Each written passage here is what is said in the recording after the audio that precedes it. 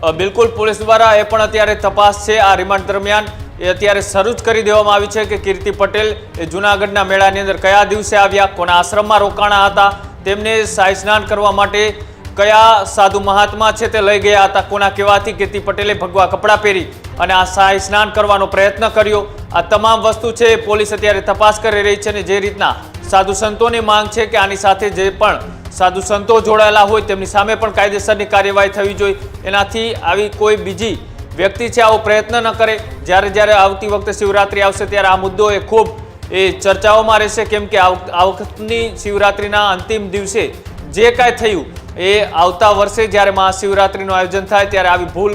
કોઈ પણ વ્યક્તિ ના કરી શકે તેના માટે પણ તંત્રની સાથે સાથે સાધુ સંતો પણ ખાસ તકેદારી રાખશે. પણ અત્યારના જે રીતના આની સાથે જેટલા લોકો ઇન્વોલ્વમેન્ટ છે એ પછી ખંડણી માગવાના ગુનાની અંદર હોય કે પછી મારી નાખવાની ધમકીના ગુનાની અંદર હોય કે પછી આજે મૃગીકુંડની અંદર શાહી સ્નાન કરવાની અંદર